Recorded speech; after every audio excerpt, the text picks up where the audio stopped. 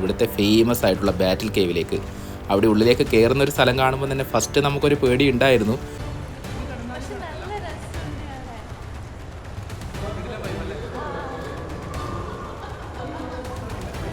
പുറത്തേക്ക് ആ ഒരു വെളിച്ചം ഇരുട്ടെന്ന് കാണുമ്പോൾ വേറെ തന്നെ ഒരു ഫീലായിരുന്നു. ശരിക്കും പറഞ്ഞു കഴിഞ്ഞാൽ ഇതൊരു പാറക്കെട്ടിൻ്റെ ഉള്ളിലേക്ക് നമ്മൾ പോയിട്ട് അവിടെയുള്ള ആ ഒരു ഐലൻഡാണ് എക്സ്പ്ലോർ ചെയ്യാൻ വേണ്ടി പോകുന്നത്.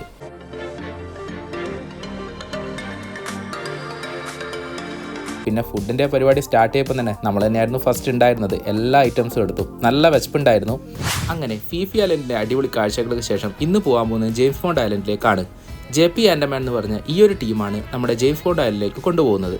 ആദ്യം തന്നെ കയ്യിലൊരു ടാഗ് കെട്ടിയതിന് ശേഷം നമ്മൾ ഈ ഒരു എൻട്രൻസ് കവാടത്തിലേക്ക് നടന്ന് നീങ്ങി. എൻട്രൻസ് കവാടത്തിൽ തന്നെ കുറേ അധികം ഐറ്റംസ് അവിടെ ഉണ്ടായിരുന്നു. നമുക്ക് വേണമെന്നുണ്ടെങ്കിൽ അവിടുന്ന് പർച്ചേസ് ചെയ്യാം. ഓൾറെഡി ഫീഫി ഐലൻഡിൽ പോയപ്പോൾ നമ്മൾ എല്ലാ സാധനങ്ങളും പർച്ചേസ് ചെയ്തതായതുകൊണ്ട് ഇന്ന് ഡയറക്റ്റ് ജെയിംസ് ബോണ്ട് ഐലൻഡിലേക്ക് പോവുകയാണ് ചെയ്യുന്നത്.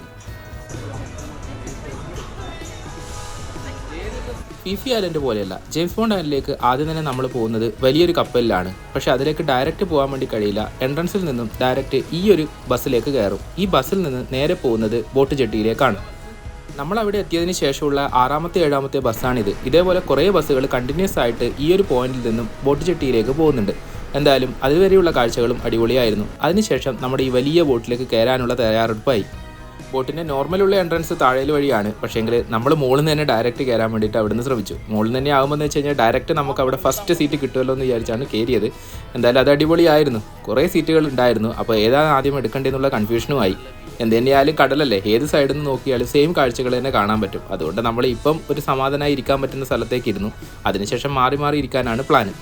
അങ്ങനെ ഒരു സ്ഥലത്ത് ബോട്ടിൽ കയറിയിരുന്നതിന് ശേഷം പിന്നെ വീഡിയോസ് എടുക്കാൻ വേണ്ടി തുടങ്ങി. എവിടെ നോക്കിയാലും മനോഹരമായ കാഴ്ചകൾ തന്നെയാണ്. തുടക്കത്തിൽ തന്നെ ഇങ്ങനെയാണെങ്കിൽ ഐലൻഡിലെ കാഴ്ചകൾ മനോഹരമായിരിക്കും എന്നുള്ള കാര്യത്തിൽ പിന്നെ ഒരു കൺഫ്യൂഷനും ഉണ്ടായിരുന്നില്ല. അങ്ങനെ യാത്ര തുടർന്നു.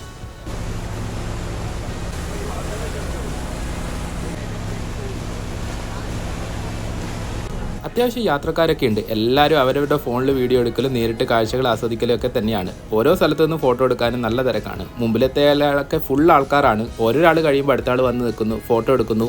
സംഭവം എന്തായാലും അടിപൊളിയായിരുന്നു. ഇതിൻ്റെ ഫ്രണ്ടിൽ നിന്ന് ഇങ്ങനെ പോകുമ്പോഴുള്ള വൈബ് അതും വേറെ തന്നെയായിരുന്നു.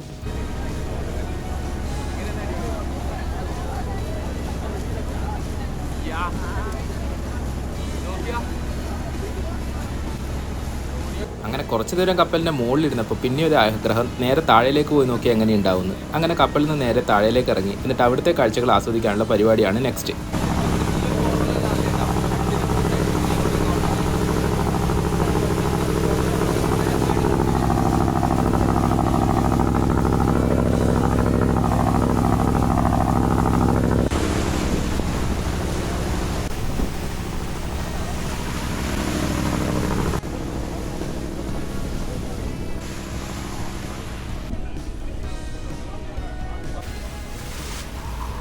ശരിക്കും നമ്മൾ ഈ കപ്പലിൽ ആദ്യം കയറിയപ്പോൾ വെച്ച് ഡയറക്റ്റ് ജെയിംസ് ബോണ്ട് ഐലൻഡിലേക്കാണ് പോകുന്നതാണ്. പക്ഷേ പിന്നെയാണ് കാര്യം മനസ്സിലായത്. ഫസ്റ്റ് നമ്മൾ പോകുന്നത് വേറൊരു ഐലൻഡിലേക്കാണ്. അവിടെ എത്തിയിട്ട് കനോയിങ് ഉണ്ട്. അതായത് ചെറിയ ബോട്ടുകളിൽ നമ്മളൊരാൾ തുഴഞ്ഞിട്ട് അവിടെയുള്ള എല്ലാ സ്ഥലങ്ങളും കാണിക്കും. അപ്പോൾ ഏതായാലും ഈ ഒരു വീഡിയോയിൽ ജെയിംസ് ബോണ്ട് ഐലൻഡ് എത്തുന്നതിന് മുമ്പുള്ള അതിമനോഹരമായ കാഴ്ചകൾ കാണാം. ദൂരെ നിന്ന് തന്നെ നമ്മൾ അവിടുത്തെ ഐലൻഡിനെ കാണാൻ വേണ്ടിയിട്ട് തുടങ്ങിയിട്ടുണ്ട്. സംഭവം ഒരു അടിപൊളിയാണ്. ഇവിടുന്ന് കാണുമ്പോൾ തന്നെ അതൊരു എക്സ്പീരിയൻസ് ഭയങ്കരമായിരുന്നു. അങ്ങനെ ഞങ്ങൾക്കുള്ള ആ ചെറിയ ബോട്ടിൽ ഞങ്ങളും കയറി. ഞങ്ങളെ കൂടി ഒരു ഡ്രൈവറും ഉണ്ടായിരുന്നു. ചങ്ങായി നല്ല കമ്പനിയായിരുന്നു. നമുക്ക് വേണ്ട രീതിയിലുള്ള ഫോട്ടോസും വീഡിയോസും എല്ലാം എടുത്തു തരാൻ വേണ്ടിയിട്ട് ഭയങ്കര സപ്പോർട്ടായിരുന്നു. അങ്ങനെ ഫസ്റ്റ് നമ്മൾ കയറാൻ പോകുന്നത്, ആദ്യം നമ്മൾ വിചാരിച്ചു ഓക്കെ ഇവിടുന്ന് ഫുള്ള് കറക്കായിരിക്കുന്നതാണ്. പിന്നെ ഇതിൻ്റെ അടുത്തെത്തിയപ്പോഴാണ് ഇവർ പറഞ്ഞത് നല്ല വവ്വാലുകളൊക്കെയുള്ള ഒരു കേവിൻ്റെ ഉള്ളിലേക്കാണ് നമ്മൾ പോകുന്നതെന്ന്. ഇവിടുത്തെ ഫേമസ് ആയിട്ടുള്ള ബാറ്റിൽ കേവിലേക്ക്. അവിടെ ഉള്ളിലേക്ക് കയറുന്ന ഒരു സ്ഥലം കാണുമ്പോൾ തന്നെ ഫസ്റ്റ് നമുക്കൊരു പേടി ഉണ്ടായിരുന്നു. പക്ഷേ എന്നാലും എല്ലാവരും കയറുന്നതാണല്ലോ, അത്രയ്ക്ക് സേഫ്റ്റി തന്നെ ഇവർ ചെയ്യാന്നുള്ളതും അറിയാം. അങ്ങനെ അതിൻ്റെ ഉള്ളിലേക്ക് കടന്നു. ആ ചെറിയൊരു ഗുഹേൻ്റെ ഉള്ളിലേക്ക് നമ്മൾ കയറുമ്പോൾ ആ ഒരു എക്സ്പീരിയൻസ് അത് ഭയങ്കരമായിരുന്നു. പുറത്ത് നല്ല വെയിലും എന്നാൽ ഉള്ളിലാണെങ്കിൽ ഫുൾ ഇരുടും. ആ ഇരുട്ടിലേക്ക് നമ്മൾ മെല്ലനെ ഉള്ളിലേക്ക് കയറാൻ തുടങ്ങി. അവിടുന്ന് ലാസ്റ്റ് ഒന്ന് പുറത്തേക്ക് നോക്കി. അവിടുത്തെ വെളിച്ചവും ഉള്ളിലെത്തി ആ ഇരുട്ടും കാണുമ്പോൾ തന്നെ നിങ്ങൾക്ക് മനസ്സിലാവും എത്രത്തോളം ഇരുട്ടുള്ള സ്ഥലമാണ് നമ്മൾ കയറാൻ വേണ്ടി പോകുന്നതെന്ന്. അതിനുശേഷം ഉള്ളിലേക്ക് കയറി അവർ ഒരു ടോർച്ച് അടിച്ചിട്ട് നമുക്ക് ഓരോ കാര്യങ്ങൾ എക്സ്പ്ലെയിൻ ചെയ്ത് തരുന്നുണ്ട്. ഇതിൻ്റെ ഉള്ളിലുള്ള ആ ഒരു വവ്വാലുകളെ കാണിച്ചു തരാനും ബാക്കിയുള്ള ഇവിടെ ഇതിൻ്റെ ഉള്ളിൽ തന്നെ ഓട്ടോമാറ്റിക്കായിട്ട് ഏതൊക്കെയോ തരത്തിലുള്ള ആർക്കിടെക്ചറുകൾ ഫോം ചെയ്തിട്ടുണ്ടെന്നാണ് അവർ പറഞ്ഞത്. അത് അവർ മാൻമെയ്ഡ് ആണോ അല്ലെങ്കിൽ അത് ക്രിയേറ്റ് ചെയ്താണോ എന്താണെന്നൊന്നും അറിയില്ല. ഏതായാലും അവർ കുറേ ടോർച്ചൊക്കെ അടിച്ച് ഇങ്ങനെ കാണിച്ചു തരുന്നുണ്ടായിരുന്നു. അങ്ങനെ അതൊക്കെ കണ്ട് നമ്മൾ ഉള്ളിലേക്ക് പോയി. ഉള്ളിലേക്ക് പോകുന്നതിനനുസരിച്ച് ചൂട് നല്ലോണം കൂടി വരുന്നുണ്ടായിരുന്നു. അവിടെയുള്ള വവ്വാലുകളൊക്കെ ഓരോന്ന് അവിടുന്ന് പാറിപ്പറന്ന് അങ്ങോട്ടും ഇങ്ങോട്ടും ഒക്കെ പോകുന്നുണ്ടായിരുന്നു.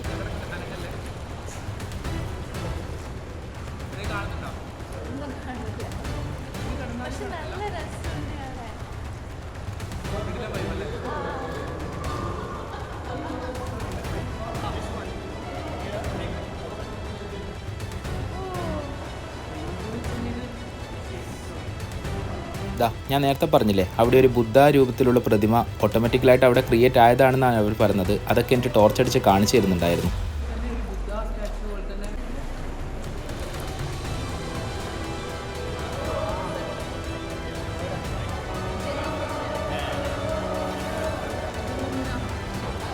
അങ്ങനെ കുറേ വവ്വാലുകളും അതിൻ്റെ ഉള്ളിലുള്ള എക്സ്പീരിയൻസും അങ്ങനെ അടിപൊളി കാഴ്ചകളൊക്കെ ആയിട്ട് കണ്ടതിന് ശേഷം നേരെ പുറത്തേക്ക് ഇറങ്ങി. പുറത്തേക്ക് ആ ഒരു വെളിച്ചം ഇരുട്ടെന്ന് കാണുമ്പോൾ വേറെ തന്നെ ഒരു ഫീലായിരുന്നു.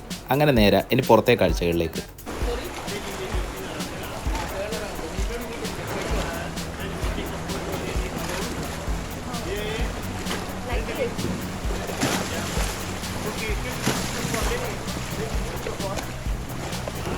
ഈ ഒരു ചെറിയ തോണിയിൽ അങ്ങോട്ടും ഇങ്ങോട്ടൊക്കെ പൊസിഷൻ മാറിയിരുന്നു കഴിഞ്ഞാൽ നല്ല ഫോട്ടോ കിട്ടും. നിങ്ങൾ അങ്ങോട്ടേക്ക് ചെരിഞ്ഞിരിക്കുക, ഞാൻ ഫോട്ടോ എടുത്ത് തരാമെന്നൊക്കെ പറഞ്ഞ് ചങ്ങായി കുറേ നമ്മൾക്ക് ഫോട്ടോ എടുത്ത് തന്നു.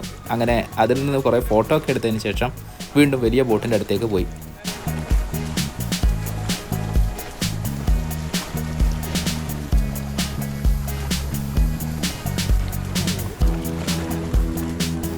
അങ്ങനെ കേവിലെ അടിപൊളി കാഴ്ചകൾക്ക് ശേഷം ഇനി നമ്മൾ അടുത്തൊരു ഐലൻഡിലേക്കാണ് പോകുന്നത്. ജെയിംസ് ബോണ്ട് ഐലൻഡിന് എത്തുന്നതിന് മുമ്പ് ഇത്രയും കാഴ്ചകൾ ഉണ്ട് എന്നൊക്കെ നമ്മൾ ഇപ്പാണ് ഇരുന്ന് അറിഞ്ഞത്. ആദ്യത്തെ നമ്മുടെ പ്ലാനിൽ ഓക്കെ ഡയറക്റ്റ് ജെയിംസ് ബോണ്ട് ഐലൻഡിലെത്തി അവിടെ എക്സ്പ്ലോർ എന്നായിരുന്നു.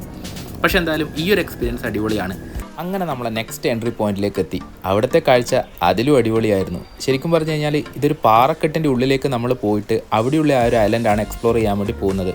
അതിൻ്റെ ഉള്ളിലേക്ക് എൻട്രി ചെയ്യുമ്പോൾ തന്നെ നമ്മൾ ശരിക്കും തലയൊക്കെ കുനിച്ച് വെച്ച് വേണം കയറാൻ, അല്ലെങ്കിൽ നമുക്ക് അതിലൂടെ എൻട്രി ചെയ്യാൻ വേണ്ടി പറ്റില്ല. അത്രക്ക് താഴെയാണ് പാറയുള്ളത്. വെള്ളവും പാറയും തമ്മിലുള്ള അകലം എന്ന് വെച്ച് കഴിഞ്ഞാൽ ഭയങ്കര കുറവാണ്. അതൊരു എൻട്രി പോയിന്റിൽ മാത്രമാണ് അങ്ങനെ. അതിനുശേഷം എത്തിക്കഴിഞ്ഞാൽ വേറൊരു ലോകമാണ്. ശരിക്കും ഇതുപോലെയുള്ള കുറേ ഐലൻഡുകൾ ഉള്ളതുകൊണ്ടും അതേപോലത്തെ എല്ലാ ഐലൻഡുകളെയും ഈ ഒരു ടൂറിസ്റ്റ് സ്പോട്ട് ആക്കാൻ പറ്റിയത് തന്നെയാണ് തായ്ലൻഡിലെ വിജയം. ഇവിടുത്തെ കാഴ്ചകൾ കണ്ടു കഴിഞ്ഞ് കഴിഞ്ഞാൽ അത്രക്ക് അടിപൊളിയാണ്. ക്യാമറയിലൂടെ നിങ്ങൾക്ക് എത്രത്തോളം അതൊക്കെ വ്യക്തമാണെന്നറിയില്ല, പക്ഷേ നേരിട്ട് കാണുമ്പോൾ ആ ഒരു എക്സ്പീരിയൻസ് ഭയങ്കര അടിപൊളിയാണ്. ഞങ്ങളെപ്പോൾ തന്നെ കുറേ ബോട്ടുകളിൽ വന്ന കുറേ ടൂറിസ്റ്റേഴ്സ് ഉണ്ട്. എല്ലാവരും അവിടുന്ന് കറക്കാണ്. എല്ലാവരും ഫോട്ടോസ് എടുക്കുന്നു, വീഡിയോസ് എടുക്കുന്നു, സെൽഫി എടുക്കുന്നു. അങ്ങനെ കുറേ ദൂരം ഇതിൻ്റെ ഉള്ളിലേക്ക് പോയി. ഫസ്റ്റ് ഈ ഒരു ഏരിയ മാത്രമാണെന്ന് വെച്ചാൽ, പക്ഷേ അതിനുശേഷം രണ്ടാമതൊരു ഏരിയയും കൂടി ഉണ്ട്. അതിലേക്ക് നമ്മൾ ഈ കവാടത്തിന് ശേഷം ഉള്ളിലേക്ക് കടന്നു.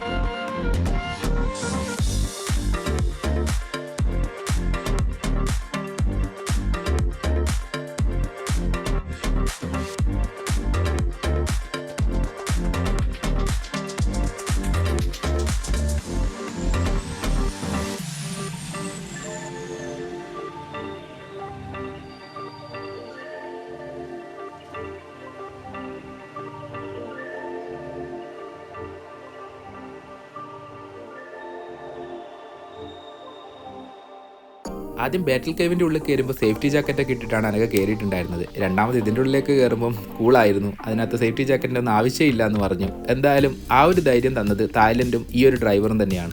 കുറച്ച് ദൂരം സഞ്ചരിച്ചപ്പോൾ മനസ്സിലായി ഇവിടുത്തെ എല്ലാ കാഴ്ചകളും കണ്ടാലും മതിയാവില്ല, വീഡിയോയിൽ എടുത്താലും മതിയാവില്ല. എന്നാലും നമുക്ക് ബാക്കി ജെയിംസ് ബോണ്ട് ഐലൻഡിലൊക്കെ വീഡിയോ എടുക്കേണ്ടതുകൊണ്ടും ചാർജ് വളരെ കുറവായതുകൊണ്ടും ഫുള്ള് വീഡിയോസ് എടുക്കുന്നില്ല. എന്തായാലും ഇവിടുത്തെ എക്സ്പീരിയൻസ് അതൊന്ന് എടുത്ത് പറയേണ്ടത് തന്നെയാണ്.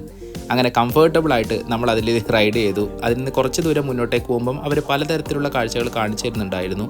നേരത്തെ പറഞ്ഞതുപോലെ പലതരത്തിലുള്ള ആർട്ട് ഓട്ടോമാറ്റിക്കലി ഫോം ചെയ്താണെന്ന് പറഞ്ഞിട്ടുള്ളത് നമുക്ക് കാണിച്ചു തരുന്നുണ്ടായിരുന്നു. കുറച്ച് ദൂരം മുന്നോട്ടേക്ക് പോയപ്പോഴാണ് മനസ്സിലായത് അവിടുന്ന് ഒരു ഫോട്ടോഗ്രാഫർ ഉണ്ട്. അവർ നമ്മൾ ഇതേപോലെ പോകുമ്പോൾ അൺഎക്സ്പെക്റ്റഡ് ഫോട്ടോസ് എടുക്കും. നമുക്ക് ആ ഫോട്ടോ കാണാൻ പറ്റുന്നത് ലാസ്റ്റ് നമ്മൾ ആ ഒരു എൻട്രി പോയിന്റിൽ എത്തുമ്പോഴാണ്. ആ ഫോട്ടോ നമുക്ക് ഇഷ്ടമായിട്ടുണ്ടെങ്കിൽ അവിടുന്ന് പർച്ചേസ് ചെയ്യാം. അങ്ങനെ ഇവിടുത്തെ മനോഹരമായ കാഴ്ചകൾക്കും മനോഹരമായ മെമ്മറീസിന് ശേഷം നമ്മളിതാ ഇവിടുന്ന് നേരെ വലിയ ബോട്ടിൻ്റെ അടുത്തേക്ക് പോകുന്നതാണ് നെക്സ്റ്റ് സ്ഥാനം ലക്ഷ്യമാക്കിയിട്ട്. ശരിക്കും തായ്ലൻഡിലേക്ക് ആദ്യം വരുമ്പം ഇത്രത്തോളം എക്സ്പീരിയൻസ് ഉണ്ടാകുന്നു, ഇത്രത്തോളം അടിപൊളി സ്ഥലമാണെന്നൊന്നും നമ്മളെ മനസ്സിലുണ്ടായിരുന്നില്ല. ഓൾറെഡി തായ്ലൻഡിനെ കുറിച്ചൊരു രൂപം ഉണ്ടായിരുന്നു. പക്ഷെ നേരിട്ട് വന്നപ്പം അതിൻ്റെ എത്രത്തോളം ഇരട്ടിയാണ് നമുക്ക് എക്സ്പീരിയൻസ് ചെയ്യാൻ വേണ്ടി പറ്റിയത്. ശരിക്കും വളരെ വെൽക്കമിങ് ആയിട്ടുള്ള കൺട്രിയാണ്. അവിടുന്ന് നമ്മൾ തുടക്കത്തിലുള്ള മുതൽ അവസാനം വരെയുള്ള യാത്രയിൽ ഒരാൾ പോലും നമ്മളോട് മോശമായി ബിഹേവ് ചെയ്തതോ ഒന്നും നമുക്ക് പറയാൻ വേണ്ടിയിട്ടില്ല. അത്രയ്ക്ക് നല്ല വെൽക്കമിംഗ് ആയിട്ടുള്ള കൺട്രിയാണെന്ന് ക്ലിയർ ആയിട്ട് മനസ്സിലായി. അതുകൊണ്ട് തന്നെയാണ് ഇത്രയും ടൂറിസ്റ്റേഴ്സ് തായ്ലൻഡിൽ വരുന്നതും.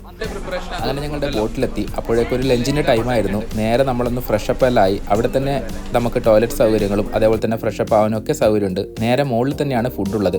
ഇവരെല്ലാം അറേഞ്ച് ചെയ്ത് വെക്കുന്നുണ്ട്. അപ്പോൾ എല്ലാവരും ഫുഡ് കഴിക്കാൻ ഇങ്ങനെ കാത്തിരിക്കുന്നതാണ്.